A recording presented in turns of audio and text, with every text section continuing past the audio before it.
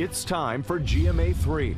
Chilling new details. Critically acclaimed singer David abruptly canceling his concert after officials identified the body found in a vehicle registered to him as 15-year-old Celeste Rivas, who had been missing for more than a year.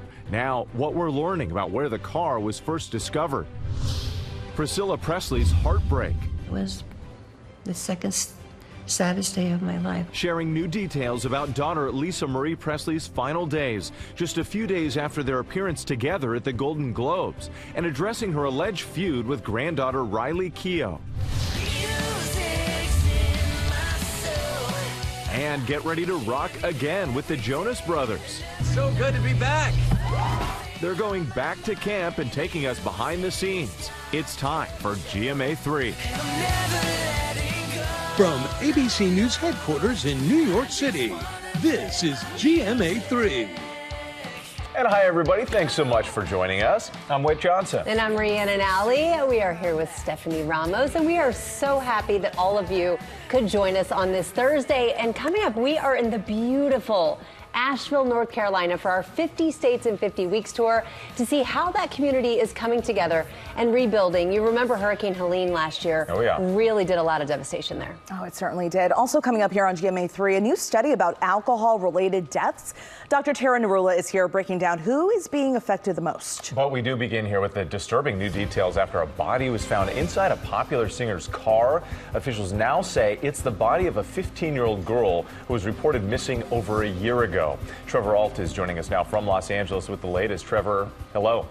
Hey, Whit, so this singer is known as David and has been in the middle of a world tour promoting his album. Officials now, though, say that an abandoned Tesla registered in his name had the body of a 15-year-old girl stuffed inside, and at least one of his concerts has been canceled as questions continue to mount.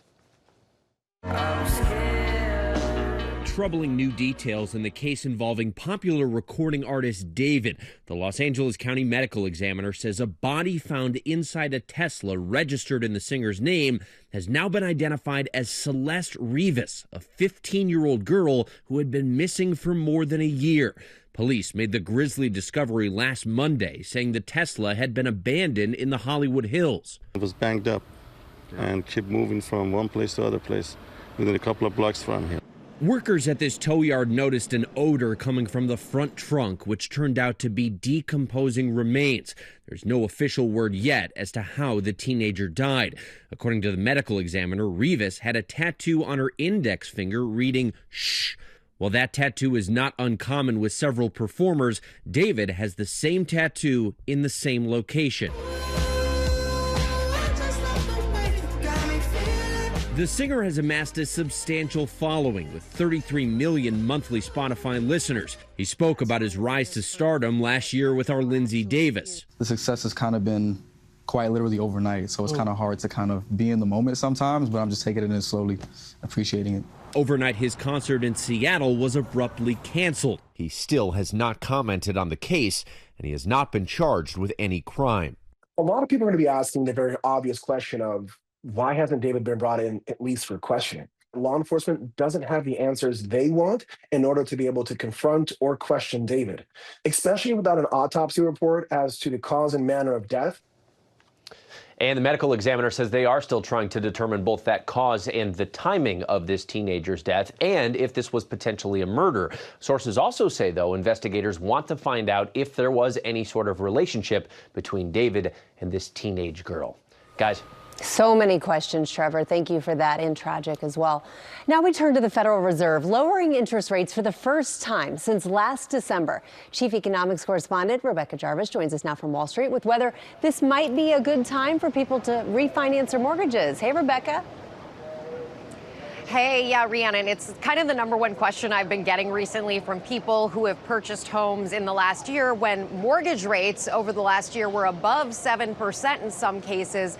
Now the 30-year fixed rate mortgage is 6.22% as interest rates have trended lower. Now, here's how you have to think about this. It is a complicated question because there are a lot of personal details that go into the decision.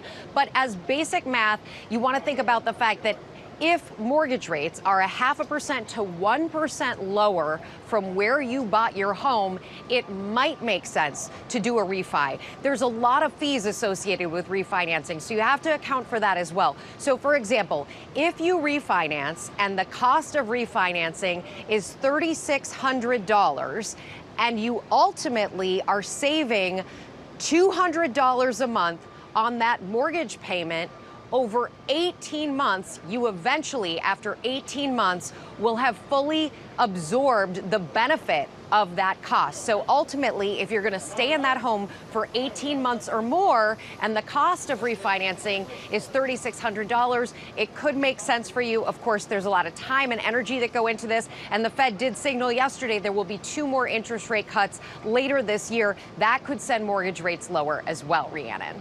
A lot of people are wondering right now, should I rent? Should I buy? What would you think right now? What's a good answer? Well, and the tough thing is it's expensive in both cases. Rents continue to climb, even though inflation overall has come down dramatically. Rents continue to climb, so do home prices. And then when you factor in mortgage rates, which are still really high compared to where they were a few years back, it's a really tough call. Here's what you can do. First of all, buying is for people who definitely want to stay in that house for 5 years or more. That gives you time to work through if the housing market goes bust or if there's a bad time in the housing market. That gives you some time to work it through. You also have to think about your job, your family, your school district. How much does that house, how much value does it add for you? And then also think about the costs associated with home ownership. This is why more and more people are starting to rent, because even though the cost of rent is high, it still is cheaper in many cases than buying in cities just like this one where I'm standing right now, New York City. Very expensive in New York City. We all know that. Yeah. And as a homeowner, I mean, the list of to-dos never end. There's always something. So the pros and cons to either route. Thank you so much, Rebecca. All right, let's talk a little bit about basketball. The WNBA playoffs. One team is moving on. And Rhiannon, you have all the big moments? Yes. Wow. What a night for the WNBA playoffs. There are still 7 teams alive in the playoffs. 6 are headed to Game 3, but the Minnesota Lynx are moving on to the semifinals. Last night showing why they earned the top seed, battling back from a huge deficit against the Golden State Valkyries, who really deserve their flowers for even making the playoffs because this is their first year in the league. And they came ready to fight. They went up 17 points over the Lynx in the third quarter, but the Lynx, they battled back. Superstar Nafisa Collier leading the way with 24 points on the night. The Valkyries had one last chance to pull off the upset. They missed that buzzer beater there. Still, it was a great first season for Golden State. That head coach there, she was named Coach of the Year. Minnesota now moves on to the semifinals and a possible rematch of last year's finals. But the defending champion New York Liberty got to get there first because they face a fierce Game 3 Friday after losing big last night. You guys, I was at the Barclays Center in New York. In Brooklyn for this blowout. The Libs losing it 86-60. They were down 30 at one point. Liberty star Breanna Stewart played with a sprained MCL, and it really showed. The star managing just 6 points on the night. And tonight, 2 other deciding Game 3s. The Indiana Fever without injured superstar Caitlin Clark taking on the Atlanta Dream at 7:30 Eastern on ESPN2. And at 9:30, it's the Las Vegas Aces hosting the Seattle Storm. So Seattle and the Fever with those surprise comeback wins in Game 2. And this first round series has been big on drama. And after the deciding Game 3s tonight and tomorrow night, we then move on to the semifinals. That is the best of 5. So those teams will have a little more of an opportunity. Okay, lots to cover. I love it. Thank you. All right, coming up here on GMA3, Dr. Tara Narula is also here with a new study on alcohol-related deaths, breaking down who is being affected the most. That is coming up.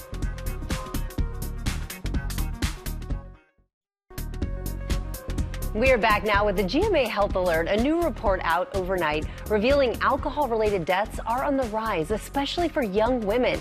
Our chief medical correspondent, Dr. Tara Narula, is here to tell us all about it, and that is not a headline any of us wants to hear. No. Tell us about it. Yeah, so we know that excessive alcohol use is associated with a lot of health problems. For example, cancers. We know there's a link with gastrointestinal cancers, liver cancer, colon cancer, breast cancer in women, liver disease, cardiovascular disease, and essentially it's responsible responsible for about 488 deaths per day, according to the CDC. So this study was a sweeping look at alcohol-related deaths between 1999 and 2024. And they found an 89% increase in alcohol-related deaths in this country, with really a peak around those COVID years. In fact, in 2021, we saw the highest number of deaths annually, 55,000.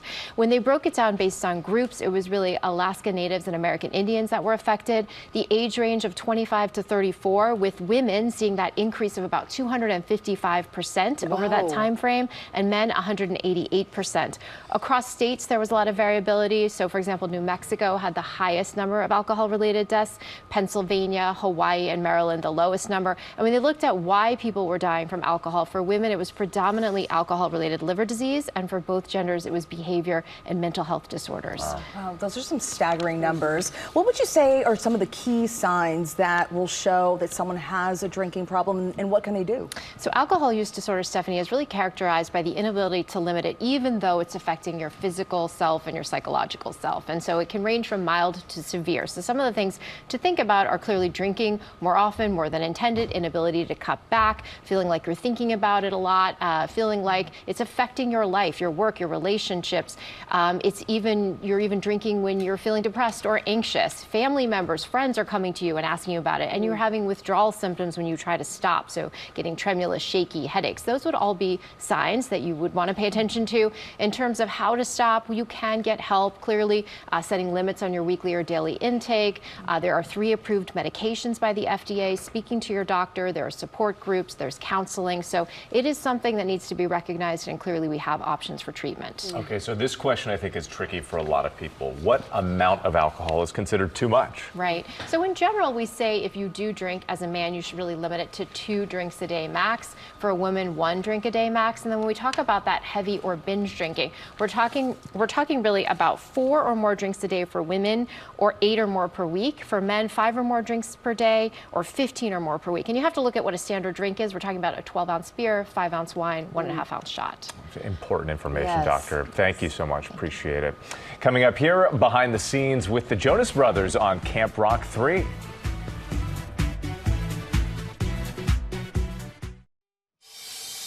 Back now with pop news and the one and only Will Gay. Yeah. So excited for this pop news. Yeah, we begin with the summer I turned pretty. No spoilers here, but if you thought Belly made her decision and all is settled, think again. People, mere hours after the season finale aired on Amazon Prime Video, the streamer is revealing plans for a feature film picking up where the series leaves off. Jenny Han, who wrote the books, will write the screenplay for the movie. And she says, quote, "There is another big milestone left in Belly's journey, and I thought only a movie could give it its proper due." Now, there are very few things that Team Conrad and Team Jeremiah fans can agree on, but more of the summer I turned pretty seems like a win for both sides here. Absolutely. So you are Team Conrad, Team Jeremiah? Where do we land? I'm Team Conrad. In real life, I would be Team Jeremiah. I don't need a brooding, mysterious man. Like, just tell me how you feel. Don't make me guess. You need a golden retriever. Isn't That's that what he calls exactly. himself, Yes, Jeremiah? yes, exactly. All right, turning now to Camp Rock 3, y'all. This is real. This is me. The Jonas Brothers are exactly where they're meant to be. That's a quote from Camp Rock 1, by the way.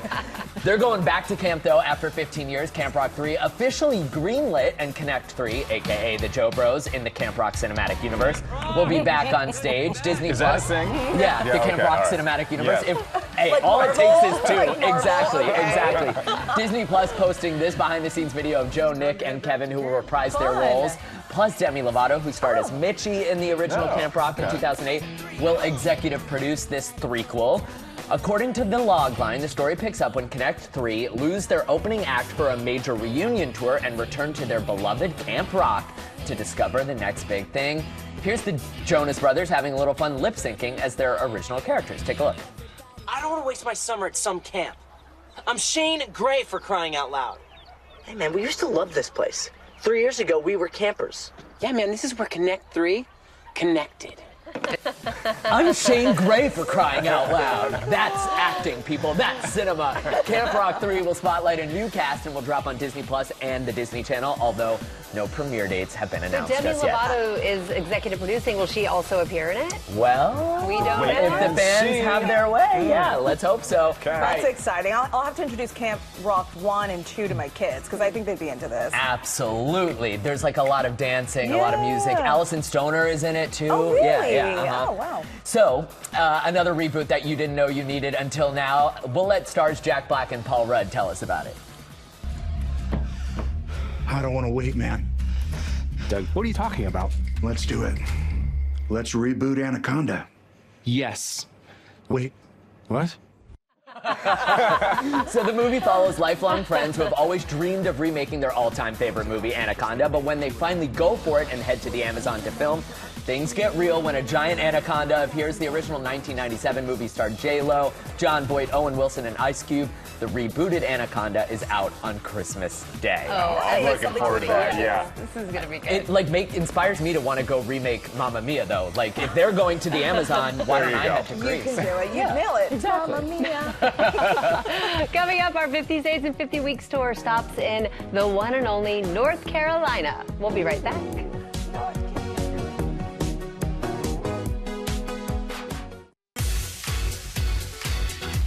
Welcome back to GMA3. Yes, welcome back. Tomorrow is a big day on GMA. We are going to hear from Super Bowl champion Saquon Barkley. I met up with him in Philly earlier this week as the Eagles look to fly back to the Super Bowl. He's going to tell us about that, and he's also going to give us some insight into his life as a dad. We're looking forward to sharing that story with all of you. Yeah, absolutely. Also, Ethan Hawke will be here live in the studio. He's got a lot of things going on, including a new FX show called The Lowdown about a citizen journalist who calls himself a truth historian. We'll find out what that means tomorrow. Isn't that what you call yourself? Of course, all the yes, time? yes, Yeah, truth, that's story, it. and wit. Yeah, truth, history, all of it coming together. I knew it sounded familiar. Also, coming up, let's get ready to rumble. WWE superstar Triple H will be here on the eve of WrestlePalooza, a non-stop, star-studded WWE event, and even John Cena's getting in the ring for it, so you don't want to miss it. And Triple H will have a whole lot to say here in studio. That'll be fun. Definitely will. All right, now to Priscilla Presley opening up to People magazine about the heartbreaking death of her daughter, Lisa Marie, and recent allegations of a family feud with her granddaughter, Riley. Lara Spencer has the story. Priscilla Presley revealing details of her daughter, Lisa Marie's final days. It was the second saddest day of my life, other than, losing Elvis. The former wife of Elvis Presley opening up to People about Lisa Marie Presley's death in January 2023 after complications from a small bowel obstruction. It was taking a long time to come to terms with the fact that she was gone. Priscilla recalling their appearance at the Golden Globes just a few days before Lisa Marie's death. She said, "Mom, I don't think I don't feel good. My stomach hurts." And I go, "Oh." She goes, "I think I'm going to go home." And I said, "Absolutely." Little did we know, how bad it was. Presley speaking to People ahead of the release of her new book, Softly as I Leave You, Life After Elvis, describing the moment she realized her daughter would not recover. 9 hours, 10 hours, we were there, waiting and hoping and praying until the doctor came in and said, "Priscilla, I'm so sorry. She's gone." And all of us that were there were just couldn't believe it. Lisa Marie's son, Benjamin, died by suicide in 2020, something Priscilla says changed everything. He was the love of her life. She wanted to be with Ben, and that's all she kept saying. After Lisa Marie's death, Priscilla and her granddaughter, Riley Keough, seeming to feud over Lisa Marie's will. Priscilla telling People that wasn't the case. Riley and I never had a problem. We're very close. Love her babies. I know, we support each other. So I'm happy for her very much.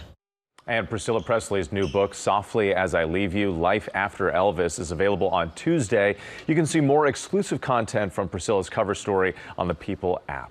Guys? Okay, Whip It, get over here. You're not off the hook. Time now for Deals and Steals. Dory Johnson is back with our September sizzle and some Blockbuster deal. Oh, yeah. Okay, so we're starting with a fan favorite, Vionic. I get more emails from people saying, my podiatrist recommended Vionic. When are you going to have them on Deals and Steals? Today's the day. We've got a really great assortment of these leather ballet flats in the Mary Jane style and loafers. What's really special about these is their signature insoles. It's all about the perfect arch support, stability, comfort. If you guys have foot issues, you know that Vionic's the one for you, and it's all 50% off This leather today. is so soft, by the way. Exactly. You can't see it in the camera, but it's like incredible. Their quality is impeccable. Do they now? All right. How about we de-wrinkle your life? Really was interested in de-wrinkling his life. Okay, easy there. Don't burn me, though. He can do it with any choice of his colors here for a little pop. These are neat. So It's like a these are modern great. steamer. It is. And what's great about it is it's good for on the go. You could travel with it. Heats up in seconds, so your clothes are unwrinkled really quickly. And then for the bigger jobs, or if you want that serious professional steam, especially for things like upholstery, or not just to de-wrinkle, but also to steam clean, we got the big guns here with these. Man. Big guns. Exactly. All 50% off, starting at $25. This is still lightweight, though. Yes, it is. It is lightweight. Really neat. Not bad. That's great for on the go. All right, What do we have I here? got some show and tell for you Laundry guys. day. So Tefal, we've got a big assortment from Tefal. We've got, that is a 9-in-1 air fryer and toaster oven and oven, like all in one. Wow, one-stop shop. Yes, but one of their signature products is this line right here. I've got 3 right here. So take your choice, take your spot, all right? But don't pick it up. Keep it on, keep it down. And then you see, sorry, I'm like really bad at giving directions. Choose, but don't touch. Yeah, but so put your hand on here, and you see there's 2 little spots along the side. There you go. So you can take the handles off to go from stove top to oven, and then into. I love this. Then this goes straight on the table because you don't want to put it on the table with the handle. Yeah. And then it's great. Are they interchangeable? Yeah, that's the same handle for all of them. And then what's amazing is it takes up 60% less cabinet space. So it's brilliant. And then to take put it off back, and then put it You'll inside. just pop this it right back There on you go. there. Yeah, This is Huge smart. assortment from Tefal. These are fabulous. All 50% off and free shipping. This Free is how you shipping. know Free you're an adult shipping. when you get excited. When you about get excited, cool right? pots I of knew you were going to like doing that. And free shipping. I'm excited for free shipping. I'm going to sing it every time. All right, how about a thermometer? This one, 1 second reading in ear. This one's great, from baby to adult. And then we also have the digital. And what's fascinating about this is it syncs with an app that gives you then real-time guidance based on age, fever, symptoms. And then you can track it to be able to share with your doctor what's happened over a few hours, what's happened over time. And it's all documented there on all your phone. documented. This is one every family should have. 50% off, starts at $15. That's great. For the birds. This looks amazing. Yeah, we've got Feather Snap, and what's fabulous about this, solar-powered roof, camera inside is going to send pictures straight to your phone. So wherever you are, you can enjoy the beauty of the birds in your backyard. I love it. This is genius. 50% off and free shipping. Free shipping. And then finally, if we're sticking in the yard, these wagons are fabulous from Radio Flyer. Yeah. So push and pull technology. You want me to hop in? Hop in, Wade. Come on. No, not necessarily.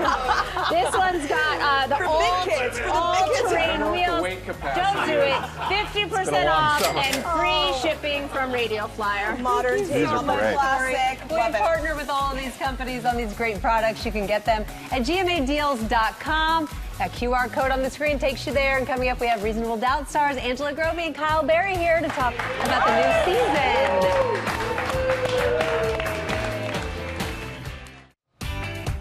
And welcome back. Legal drama Reasonable Doubt is back for a steamy season 3. And joining us now are stars Angela Grovey and Kyle Berry. Welcome to GMA3. It's great to have you.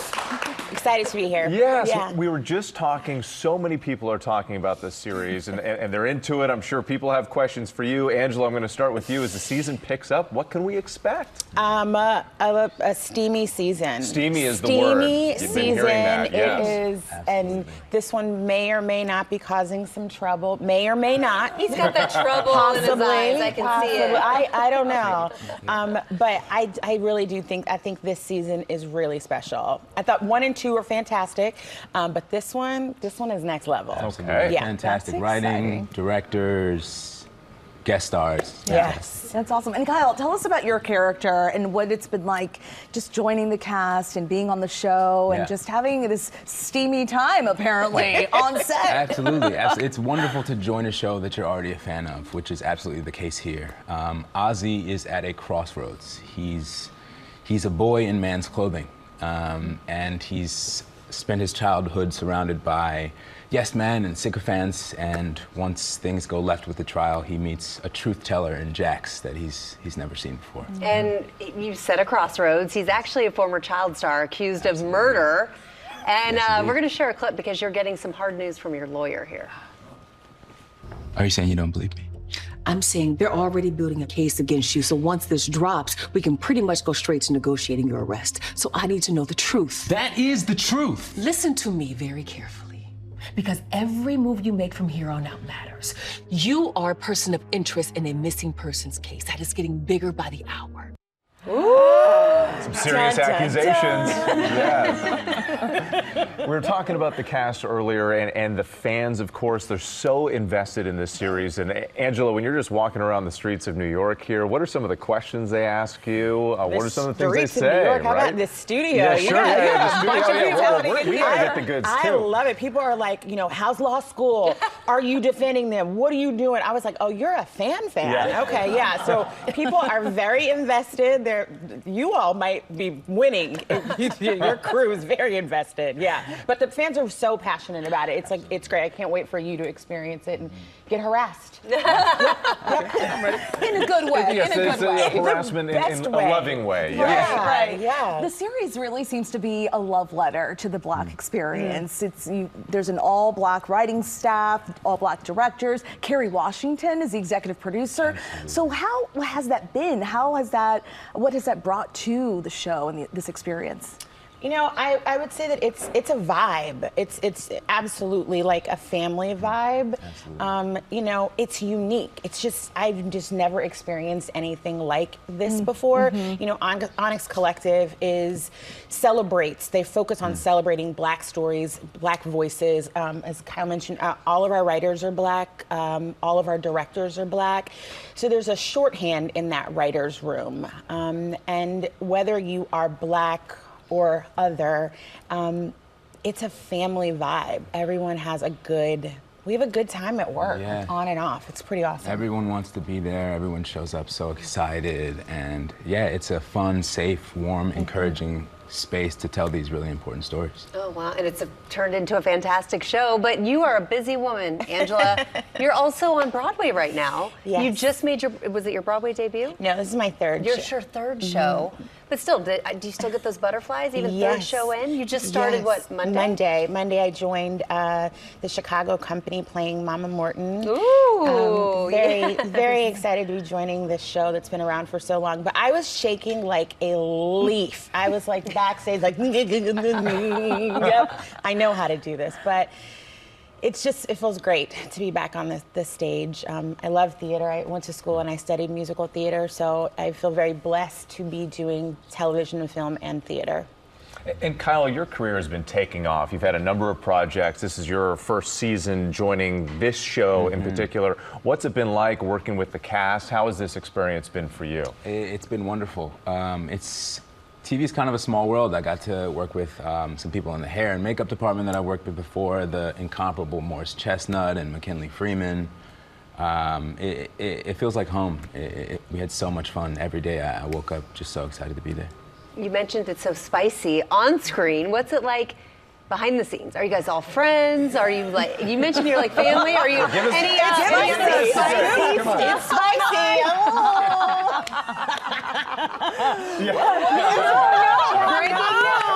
Breaking news right here.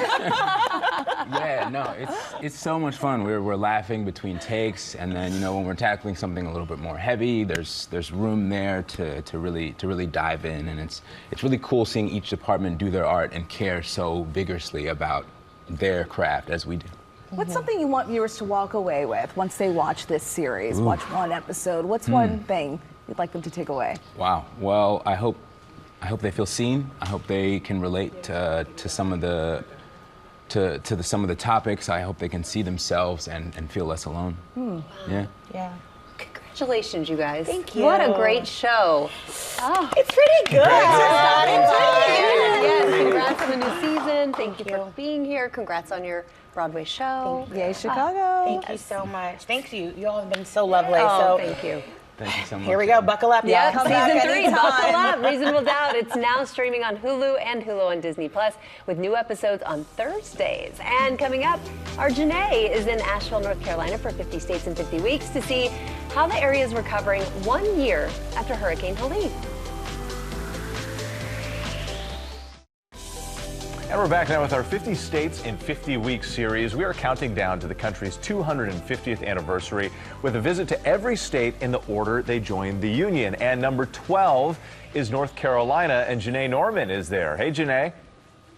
I am here at the Biltmore Estate in Asheville. So much of this city and this part of Western North Carolina was really devastated by Hurricane Helene almost a year ago today. The Biltmore Estate Foundation has donated $2 million to local recovery efforts here, and almost a year later, those efforts are still ongoing. Hurricane Helene swept through western North Carolina a year ago, leaving devastation in its wake. Come on over here. Organizations like the Asheville Dream Center immediately jumped into action. Over the last year, running events like this backpack giveaway for thousands of families, and with the help of volunteers from across the country, rebuilding a community center and homes for families who lost so much. We're not just rebuilding these homes, but we're trying to help rebuild lives. Including for a single father and his 3 kids after several feet of water swept through their house. Now, they plan to be back in their home by Christmas. Honestly, it's just knowing that people still care and are willing to show up. It kind of gives me a little more life again. And we first met beloved Asheville earlier this year, another nonprofit that's been on the ground from day one as they gave families keys to their refurbished homes. It's just pure happiness and just a lot of blessings. Continuing to use the power of community to get more storm survivors into new homes. In the historic Biltmore Village, Corner Kitchen was buried under a heavy layer of mud once the floodwater receded. Nearly a year later, it's the first independent restaurant in the village to reopen. A cornerstone in the vibrant food scene of Asheville for over 20 years, now a beacon for a neighborhood in recovery. To see it all pretty like this after what we went through, it's sort of like greeting a family member who's been through a big trauma. The community has shown up to welcome them back with open arms and a healthy appetite. It's rejuvenating. It feels like we are coming back. The rich history of the arts at the center of Asheville. The River Arts District is the heartbeat of Asheville. Hit hard by the destructive forces of Helene, the River Arts District now showcasing the resilience of the hundreds of artists who call Asheville home. It makes me feel really strong and appreciative. And inviting visitors back to the city. There is still so much of Asheville ready for you. This is no time like now to come and be a part of the comeback.